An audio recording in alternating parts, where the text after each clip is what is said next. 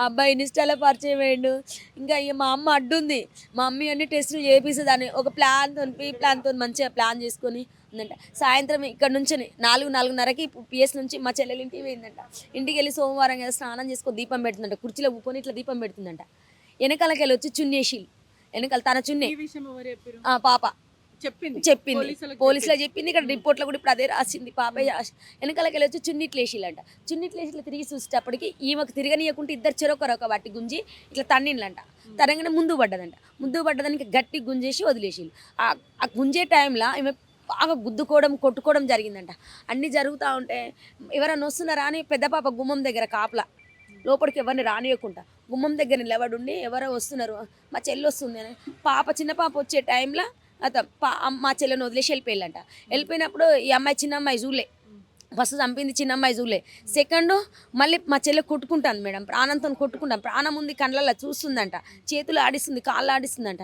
అమ్మ ఎందుకు ఆ క్షణమైన ఆ అమ్మాయికి అరే సొంత తల్లి రాలేదు కన్ని మేడం. పెంచింది, రాలేదు. అస్సలు నా సొంత రాలేదు. తల్లిని నేను ఎలా చంపుకుంటానని రాలేదు మేడం. అనిపించలేదు. రాలేదు. అమ్మ ఎందుకు అమ్మ అట్లా కొట్టుకుంటాంది అక్క అని చిన్న పాప అడిగితే, లేదు అమ్మ కుర్చీలకెళ్ళి కింద పడ్డది చెల్లె, నువ్వు అమ్మ వాళ్ళ ఫ్రెండ్ని పిలుచుకురా పోనీ లాంగ్ దూరం ఉన్న ఫ్రెండ్కు చిన్న కూతురు ఎక్కడుంది? ఫ్రెండ్ వాళ్ళ ఇంట్లో, దాని ఫ్రెండ్ వాళ్ళ ఇంట్లో ఉంది. చెల్లె కింద పడ్డప్పుడు మళ్ళీ చెల్లె ఫ్రెండ్ వాళ్ళ ఇంటికి పంపించమని ఈ పాపే బయటికి పంపించిందంట.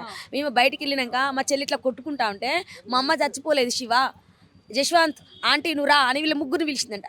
వీళ్ళు ముగ్గురు మళ్ళీ రిటర్న్ అదే బండి మీద వచ్చిలో ఎట్లొచ్చిలో తెలియదు మేడం. వచ్చిళ్ళు మళ్ళీ సుత్తే ఇట్లా రాళ్ళు కొట్టే సుత్తుంది ఇప్పుడు అక్కడే ఉంది. ఆ సుత్తెతోని ఇప్పుడు ఎంత ఇట్లా బగల కొట్టేసి ఇక్కడ బగల కొట్టిల్లు, ఇక్కడ బగల కొట్టిల్లు, ఇక్కడ బగల కొట్టిల్లు. ఈ గొంతంతా నులిమి పొట్టలంతా కొట్టి కింద ఉట్టేనే పడ్డబెట్టిల్లు మేడం. ఉట్టే పడ్డబెట్టి వదిలేసి వీళ్ళు. ఆమె 5, 5:30, 6 గంటల ప్రాంతాల్లో చంపితే నాకు 10:30, 11కి ఫోన్ చేసింది. అప్పుడు ఏమని చెప్తుంది, మా అమ్మ కింద పడ్డది పెద్దమ్మ నువ్వు రా అని ఇన్ఫర్మేషన్ ఇచ్చింది. అదే అమ్మాయి నాకు మళ్ళీ.